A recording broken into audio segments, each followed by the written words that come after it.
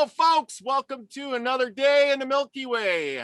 And tonight, you won't believe it, but I have Erin Werley on, and who wrote that book that we all loved so much that me and Lori had read earlier. And of course, I got my lovely co-host Trina Phoenix with me tonight. So, hi everyone.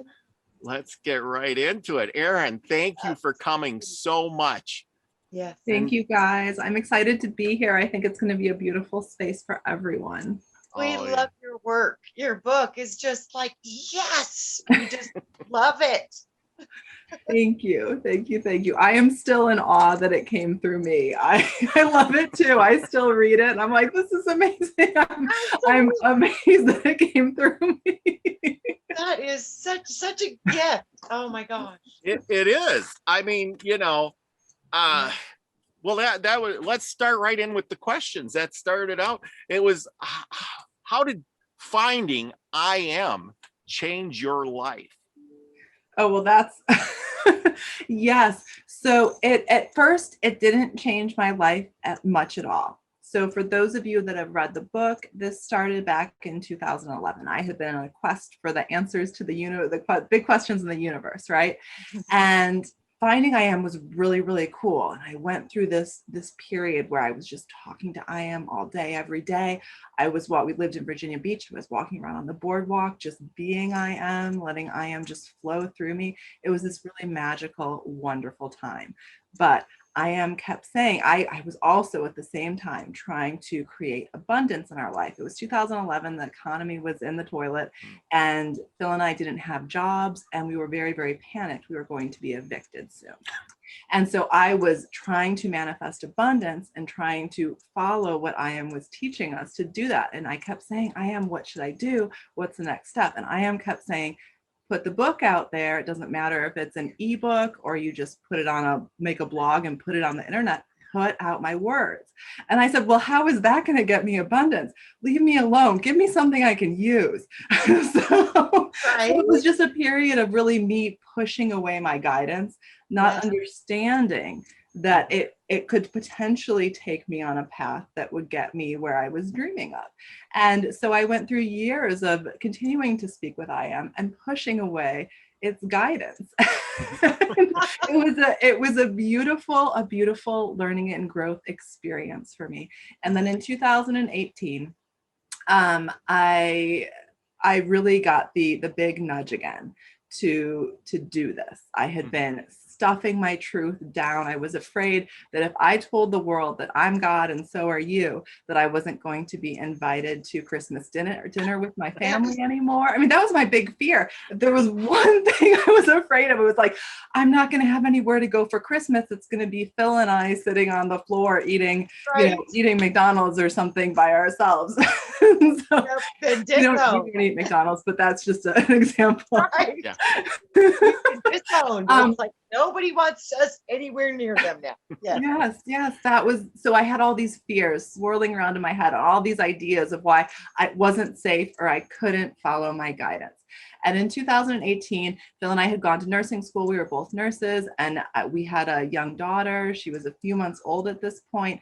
I had to quit my job because she wouldn't take a bottle. This is a long meandering story, but I'm going to try to cut right to it. So anyway, Phil's job was not going well, and we just knew he was going to be fired the next day. His bosses had alluded to it. He was being called in to a big meeting with him and 3 of his bosses, and I just knew it. And I grabbed those transcripts of these original conversations with I am back from 2011 out of the basement. I started reading them because I was in that space of being absolutely panicked. What we were going to do, just this huge fear. What are we going to do? If he loses this job, what are we going to do? I can't go back to work because of our daughter. What are we going to do? I think that probably a lot of people listening have experienced this or been afraid of experiencing this. And that's that space I was in. And I'm reading these transcripts, but I'm like, okay, well, it's telling me what to do right here. It says, just start creating with my thoughts. Okay. So I knew this meeting's tomorrow. I just started repeating over and over and over again. Phil's job is going great. His bosses love him. Phil's at probably 10,000 times that day. The next day he got, and I didn't tell him I was doing this. The next day he got up and I kissed him goodbye, and I kept repeating it over and over and over. He called me after the meeting. He said, Erin, I don't know what happened. These people have hated me for months. I knew they were going to fire me. I walked in there. They shook my hand, told me I was doing a great job, and asked me what they could do to make this a better place to work. Now, for those of you who have had a boss, that's not usually how they that is some awesome manifestation. Wow. Yes. And so they gave him a raise as well as part of this. And so, okay, so I'm like, all right, well, I guess this must all be true. so I was like, well, maybe I can get him a better raise. And so I started saying, okay, so he made at this point $38 an hour after this first raise, which was the top you're going to make as a nurse in our area. And so I started repeating, okay, Phil makes $50 an hour and he loves his job. His bosses love him. Everything's going great. And I repeated that for about 2 weeks. The company that he worked for lost the contract to service the hospitals in the area within 2 weeks. And a new company came in and hired all the employees, hired all the management. And the new manager said to him, Bill, you know, your wife is pregnant and you have a little girl. We think you need more money. So we're going to give you $49.75, which was darn close to that $50. So I said, okay, well, I better share this. And then it was another 1.5 years of working through my fears, my programming, my doubts, and getting the strength and the courage to put it out there. I did. And then it was another process after it was out there of moving past my programming, my fears and my doubts, that it was safe to share these truths with the world. And it has been magical. And it hasn't always been easy, but it has brought me to this place of tremendous trust, knowing that when I follow my guidance, I am going to be infinitely supported. And I have no doubt of that anymore. Now, it didn't happen overnight, but it's worth it. And I would do it again in a heartbeat. Absolutely. That is so fantastic. See, that's what we're always talking about, is manifesting what you really want. And it's just your thoughts, and you're creating all the time. And as we read the book too, it's in there, is basically you're here to create. And as I listened to the I am talk, you know, in the book, he's just basically, it's like going to the top of the mountain to ask the guru on the top of the mountain, what should I do? And he tells you, you already know. You know, just you climb this high and you already know what to do. Now just go do it. You know. And I've found that over and over. Gosh, it's so true. And it seems like the simplest things, because of how we've been programmed really since birth, that everything is meant to be complicated, right? Because of this programming that you have to follow 1,000 steps and you have to do what everybody else is doing. These simple truths, these simple things can be the hardest to unwrap. But once you do begin that process, it does become easier and easier. But that's exactly what it is. We have these answers inside of us. And even me, even though I am very connected in with my inner voice, I still have doubts. I still have fears. I have, last year, soon after publication, I went and I hired a spiritual coach, because I'm like, I don't know what I'm doing.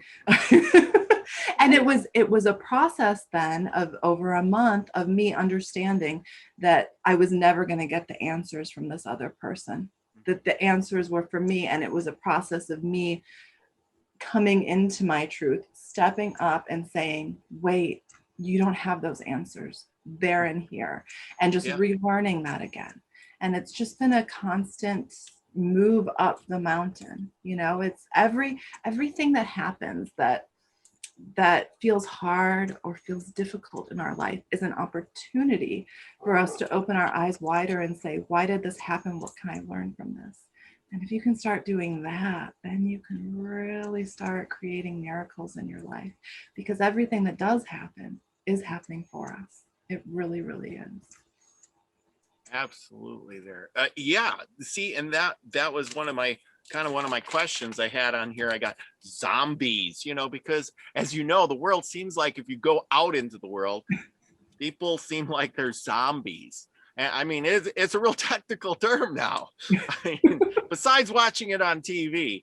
And what it is I think they're programmed. People are programmed from their school, their home, their parents, their friends, books, TV. That's a big one. Mm. And then unblocking ourselves so we can start creating what we want. And that was kind of the thing. We know what we want. It's inside of us, but we're so blocked by everything else. What do you suggest that a person should do to start that path on there? Well, I think a really simple thing, especially, and I have found because I work with people all over the world, and in some places they don't put fluoride in the water, but here in the US, that's a big thing. That really, it makes you so much more susceptible to the programming. Fluoride, so I say it's such a simple thing. It's a different choice when you're making your toothpaste purchase. It's getting purified water or distilled water, or buying a distiller, which that's what we do.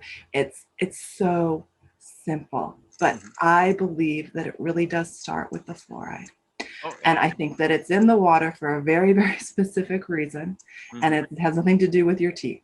Absolutely nothing. There's an article on my blog article on my website. You can go read about this to learn more, or I'm always happy to talk about this. But I know that I was led a few months before I started speaking to IM in 2011 to stop using fluoride. And I do not believe if I was using fluoride that I would have started talking to IM. I do not think so. Now, anything's possible. We do live in a limitless universe, but I really, really think it's the simplest first step you can take. It takes about a month, I think, to really flush it out of, it calcifies your pineal gland, which is really your connection to your intuition, to your inner voice, to your truth. And so it takes about a month to really flush that out. And once it does, watch out, because your eyes are going to be open to everything that's actually happening in the world. And that is, for those of you who have been down this path, some people call it a rabbit hole. It is, you're taking on a lot when you open your eyes to see. But there is nothing that is more worth it than knowing the truth. So I hope that's helpful. Oh, it is. I'll add something to that too. Yeah. And this is fact, and I don't even have to be a health expert to talk about this, because we all need iodine to live. And that, kind of helps flush that out and works with your pineal gland. My tongue I didn't know that. That's so interesting. Thank you for sharing. Yes, by taking the iodine, I did a bunch of research on it. And they used to, so like you said, they're putting the fluoride in the water. Well, they used to put the iodine in the water or in the food and stuff, because they realized, the scientists, this was a study done way back, that the IQs were dropping. And so they put the iodine back into the food and the salt, and then the IQ started to rise. Gee, Oh, interesting.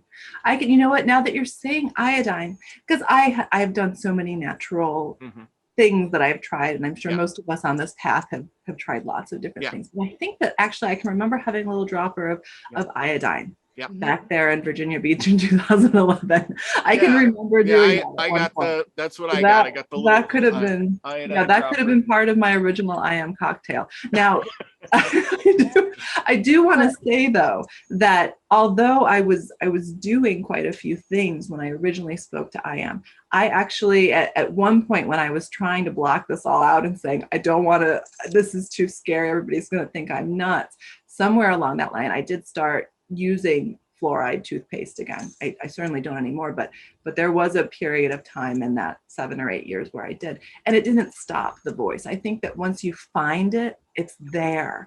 But these things can be so helpful in the beginning, right? And really helping you just get started.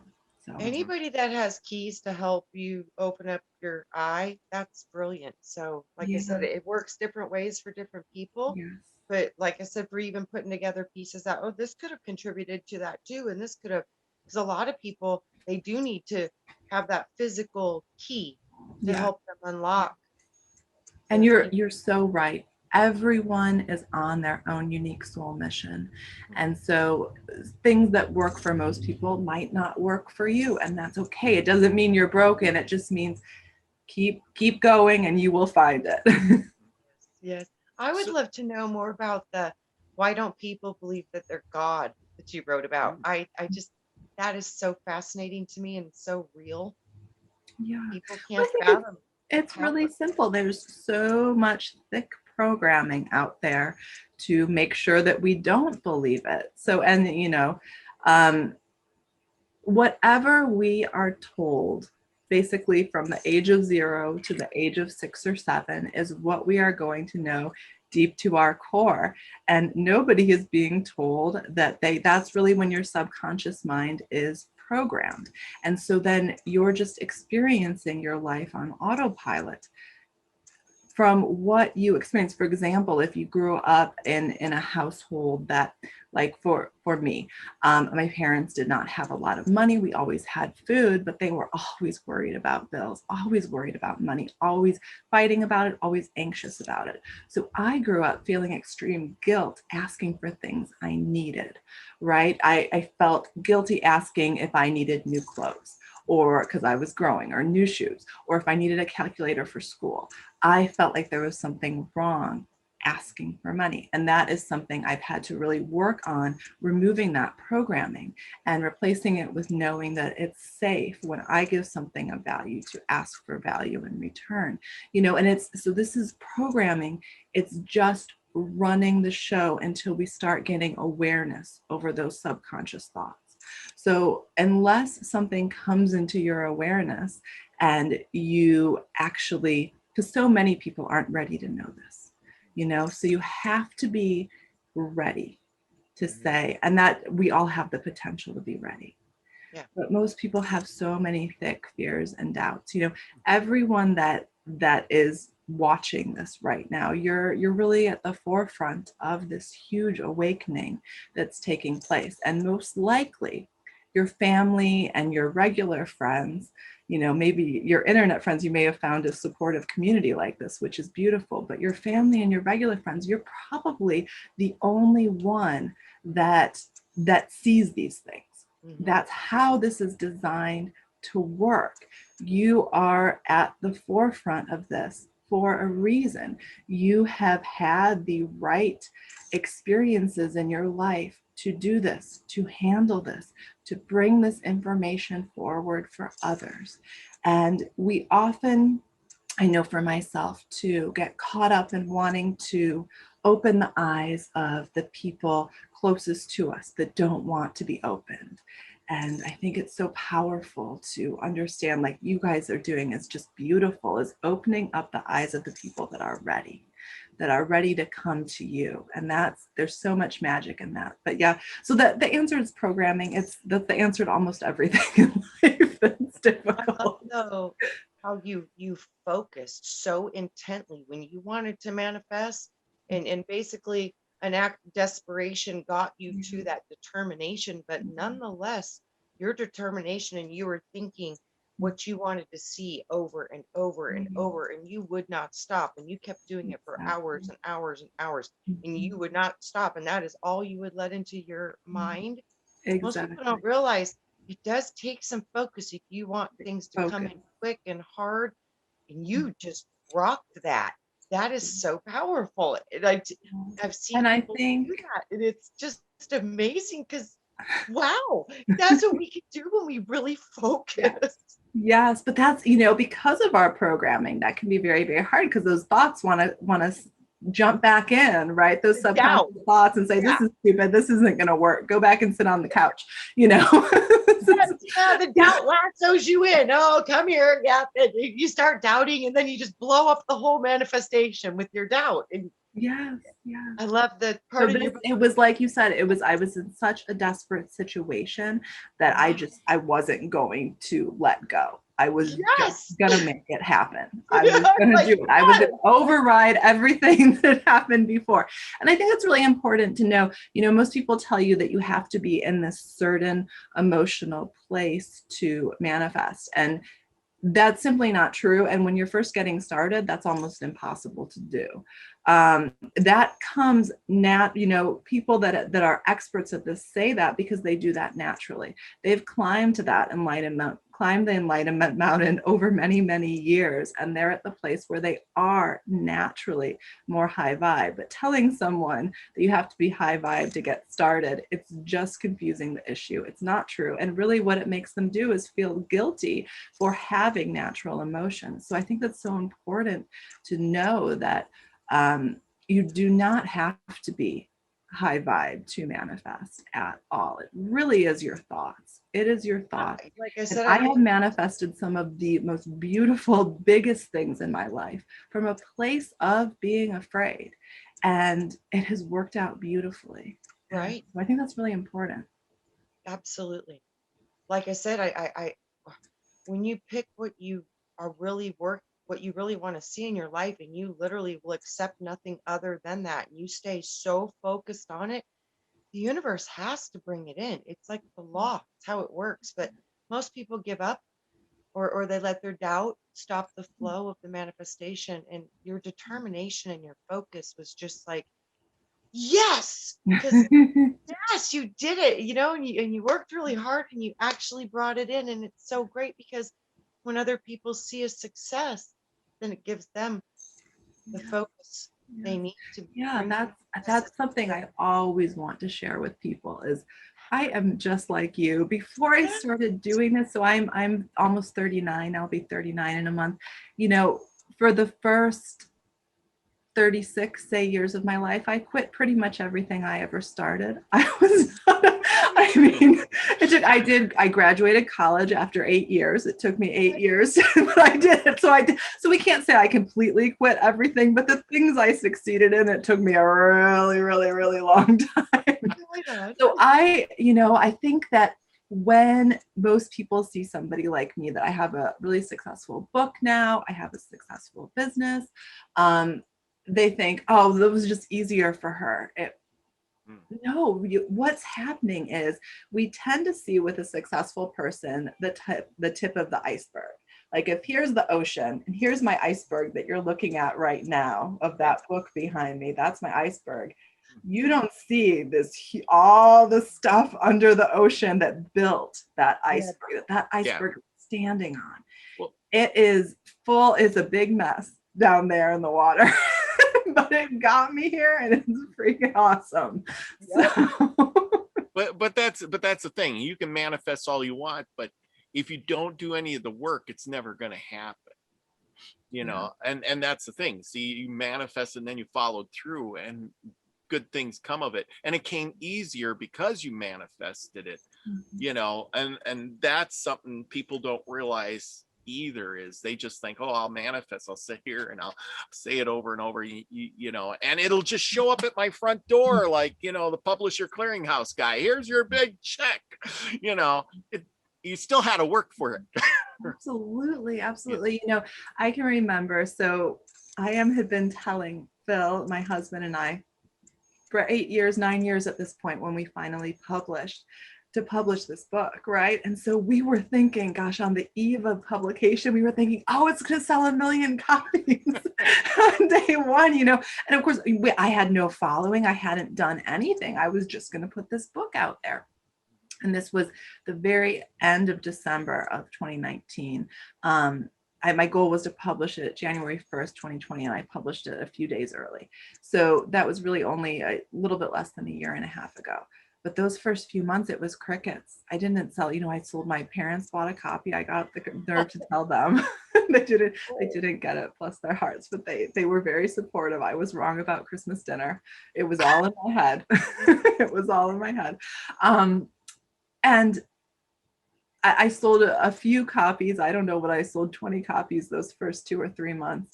And it was really a massive exercise in trust to keep going, even though the results weren't immediate. And wow, did I learn so much about trust. And I learned when you trust and continue to follow that guidance, that first piece of guidance you get that takes most of us. The people I work with, they've been getting the same guidance for years like I did too, and are too afraid to act on it. When we finally uncover what it is, because usually they're trying to deny it and say, oh, well, that's not, no, I'm not supposed to do that. That's great. No. so when we finally uncover what it is, and it's like, okay, all right, this is what it is now. So now we know. Yeah. They want that to be, okay, that's it. And then I'm done. And then I'm good. And I'm taken care of for life. That's not how this works. We have soul missions. And when you find out what that soul mission is, it's, you keep going with it. And so that first piece of guidance and that first trust of taking those steps leads right into the next piece of guidance.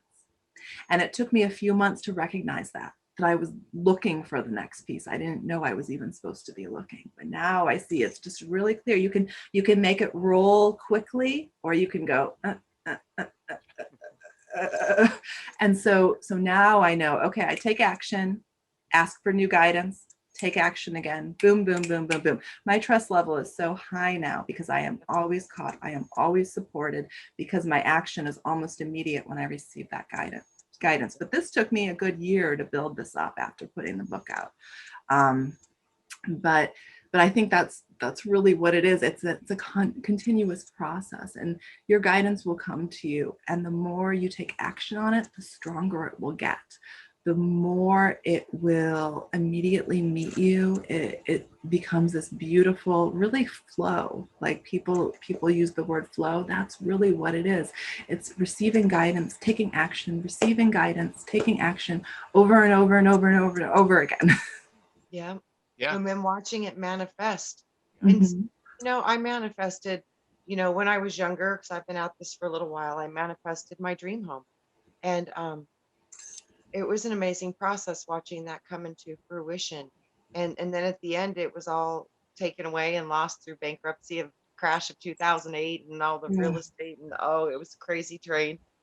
And, it all of it was a beautiful process of unfolding, of watching the manifestation of the things that you're told are what you want versus the things that you really want in your life. Yeah. And I think the letting go of all the dream house and all that stuff was so that I could see what was truly, really genuinely, authentically treasures for me in my life. And it had nothing to do with anything that I was ever taught. It had to do with the simple things like community, friendships, loyalty, love, and appreciation. It's kind of that simple. But boy, have we gotten lost into a web of wonder in this world. I love that. That is so beautiful. And it is such a big, big lesson. It really is our programming that makes us believe that these other things are going to bring us happiness and fulfillment. The dream car, the dream house, all these things, it's just programming.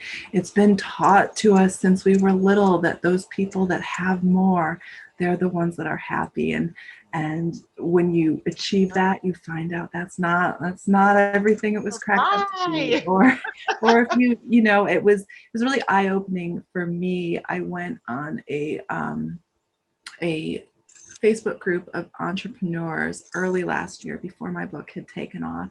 And I asked a question. I asked, now that you have, it was a very successful group, and I felt really like I didn't belong, but I was going to go on there and ask them anyway. I said, now that you have achieved financial freedom, what is it that you are looking for in your life? And over half of them said inner peace. Because I followed up with those, and I said, well, why don't you have that, or what's going on? They said, when I started off on this journey, I thought getting the money was going to bring me that feeling, and it hasn't. They all said that. It was really, really interesting. True. And that was a really helpful bit of my journey to get that understanding. It's a powerful understanding because it's one of the greatest lies we've been told, and it's unbelievable how opposite it is with what you're truly seeking, which is acceptance and trust, love and loyalty, and appreciation for the people that you care about. That's basically I think, our greatest human need, and it's one that's not ever even addressed. Mhm. Yeah. It's amazing, Trina, how you think just like me in a way. Because I wrote, that was one of my questions exactly. Do we program ourselves by outside sources that make us create in a way that isn't what we really want? Can we change that by listening to our inner self? Yeah, And that's I think, yeah. exactly it. So, such a great question. Yeah. You know, Recognizing that we actually have a purpose, like my book says, a blueprint, a life path. There is something that we are each here to do to contribute to this beautiful expansion of the universe that's going on. And that is what is going to bring a deep sense of fulfillment. The focusing in on all the things to be grateful is also beautiful, but I really do believe that each of us has something deep inside of us that we are here to contribute. And I also want to say there's nothing wrong with money. Money is just A tool. a tool. Yes, thank you. It's makes a tool. life comfortable. But like for example, for my soul mission, I need money in order to put this book in front of more people. And that was something that I really had to do a lot of inner work, a lot of work. I mentioned that around program. I usually don't talk about this on interviews, but so I don't know why this is coming out here. There must be a reason, but it was a lot of inner work to get comfortable with the fact that money is necessary depending on your soul mission, and that's okay. um so it really does depend. We are all individuals, and what makes our neighbor feel fulfilled is not necessarily or most likely at all going to be what makes us feel fulfilled.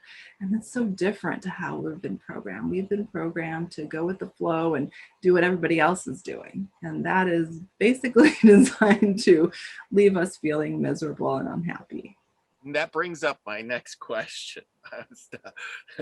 Judging ourselves. I am is not judging us, is he? Not at all. No. Because that's what I think people think. They think that, oh, I'm, especially in the religious stuff. Oh, God is going to judge me at the end. God is judging me what I do, and he's judging me what I eat and what I drink and what I'm doing and everything around me. He's judging me. I don't think he is. And it's hard to tell somebody because they're so programmed that way. We're judging ourselves. Can you speak on that? Yes, absolutely. That's, it's more programming, and it comes from us being judged as children, judged by our parents, judged by our teachers. Who is the best behaved kid in the family? Who is the best kid in the class that behaves the most? Who eats the most food? Who all these judgments, and who's the smartest? Who learns the fastest? All these judgments from our early childhood make us believe, still as adults, most of us are still walking around very much programmed as kids, thinking that everybody else has the answers. Everybody else is judging us, and we're judging ourselves because we are afraid to speak up, to use our voice before we've put it through our judgment filter, because that judgment filter that we developed as kids kept us from being yelled at school, kept us from having to be sent to our room without dinner. It protected us when we were kids, and we're still using it today, but today it's silencing our truth. It's making us act as if we're still children. You are not a child. It is safe for you to put your shoulders back and be an adult and speak your truth. It's not only safe, it's incredibly freeing and incredibly important for you moving on to the next step in your life path. Absolutely. That is beautiful. True. There was something that you brought, I am had brought up a lot and in the book, and it was about love, the frequency of love. He is love thoughts. What is love, and how do you describe it so that somebody, because there's a lot, like I love tea, but I also love my parents. It's a big difference. And then can you love I am, or do you love yourself? And So- there you go. So I think that love is the energy of the universe. Love is the same thing really as energy.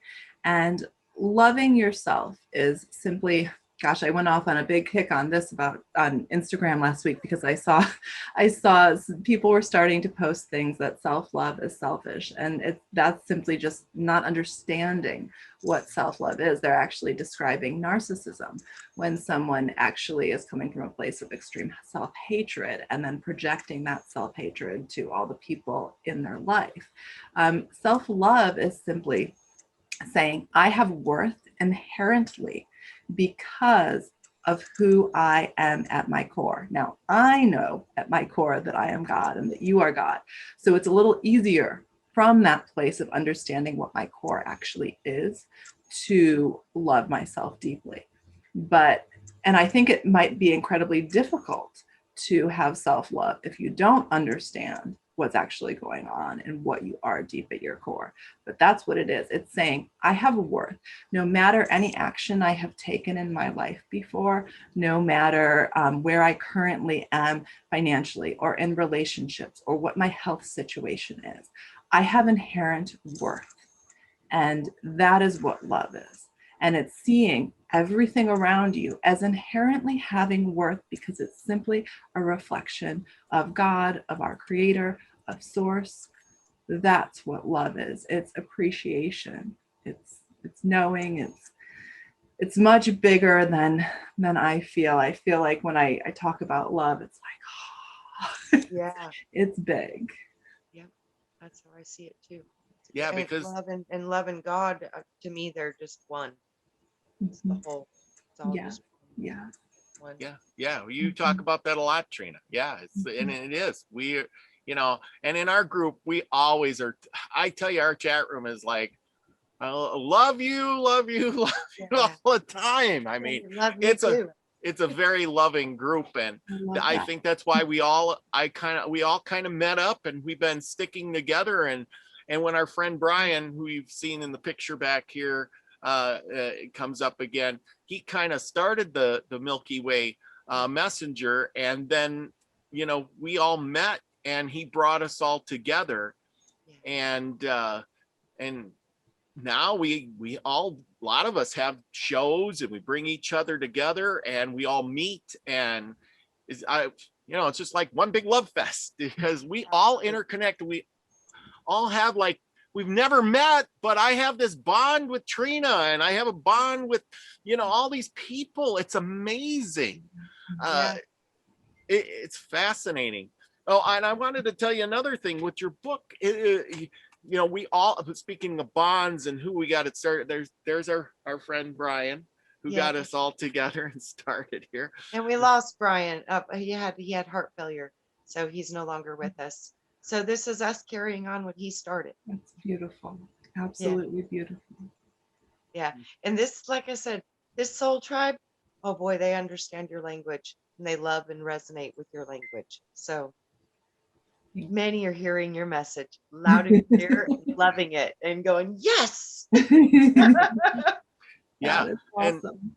And we I got, love that. oh yeah, we got to tell you the truth, we got introduced to your book through Wayne Steiger, who started reading from it one day, and it was just wonderful. And I was like, I emailed him and I said, would you mind if I took over, read that whole book? And he's like, you go right ahead. And he started this whole thing. So That was awesome. Well, thank you all. Every single one of you watching, thank you. I appreciate you, and I love you all. And we appreciate you, because I refer to this so much, and I even got a little whiteboard on my fridge where I wrote, God is, I am not Bob, I'm working through Bob's hands. I work through, and I got that on there, and I look at it and I read it every day, and I'm like, no, this is God. And I'm feeling this cold bottle, and I'm just experiencing for him, that's what I'm doing. So with doing stuff, I got two good questions for you. First off, will you be writing another book? Have you channeled I Am Enough to write another book? So I have another book, and I thought I was going to publish it in January, but I am being told not to publish it yet. So it could come out at any minute, because right now I'm really in the space. Like, for example, I was told 2 weeks ago, it was Saturday, I was told Monday, write an email and say you're making a light workers course. So I did that, and within 2 days I had a light workers course I was entering people into. So I'm very, very quick now. When I'm told to do it, I do it. So it's waiting. So it will come out eventually. I don't know why it's waiting, but that's not my job. That's the trust part you were talking about. Yes. And then that was the next question, this light workers course. I seen that and I was like, oh, I looked that up. I'm like, that sounds really interesting. And I'm like, I don't know. I was like, well, maybe I should jump on that and get in. And, I'm very interested in that. So what could you tell us some about that? Because it kind of come up spontaneously one day, like, oh my gosh, here it is. You're starting this. And I'm like, when did this happen?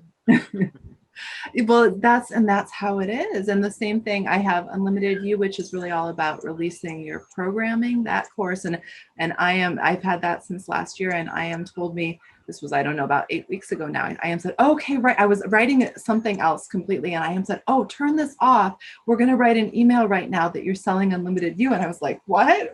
That's not what we're doing right now. So that's what I did. I switched to a new document and wrote an email.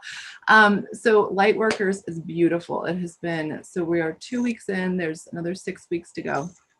It is this glorious space where I learned energy work from a wonderful woman who taught me that it was connected to all these other things, chakra systems, lighting a candle, tarot cards, the whole 9 yards. And there was so much confusion, so much unnecessary stuff, so much that she didn't understand. She was trying and doing her best, but I knew it wasn't right.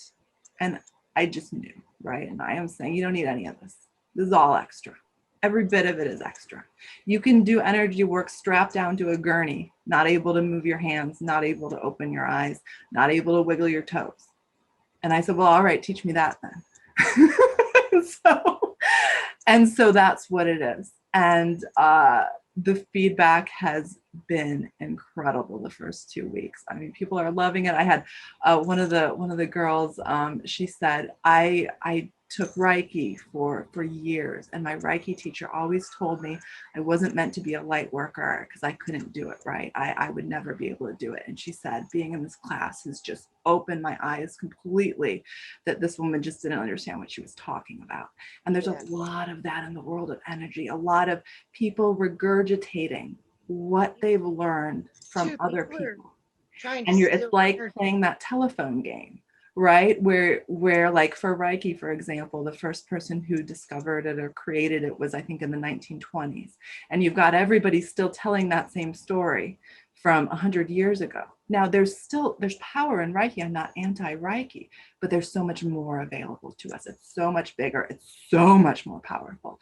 My energy course comes from the understanding that you are God, you are here to command, you are here to work with other beings of the highest vibration that are just creations like you, but it's your job to command them. You are the conductor of the symphony. And this energy work is a symphony. And you conduct it, you lead all the other players, and it's magical, it's awesome. And yeah. So love to have you.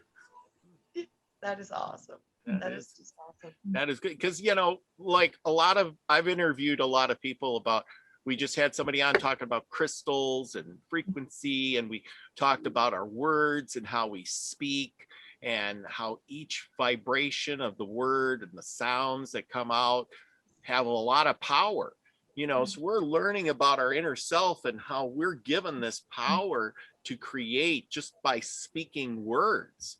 I mean, that, Oh my goodness. And have you guys, maybe you are familiar with this, maybe you aren't. It blew my mind. I recently saw this. So if you look at the English language and you look at, and you think about, like spells or witchcraft. So spelling, spells. Yeah. Cursive, Yep. curse. And you can go down all these binder, you know, a binder where you would keep your notebook, binding, like, you know, there's all these things. And I think on my website, on one of my blog articles, I have a big long list of them, but all of these words around writing on paper are connected to creation. It is fascinating. And I recommend writing on paper. You know what else I just heard recently from my guidance was that the books are the representations of us. We are the books. We're the trees. And the trees are the books. That's the trees of us are reflected into the books. So it was showing me that this whole I love as that. above, so below, in the roots, on the shelves, walking trees, it's like showing me all this is about the trees.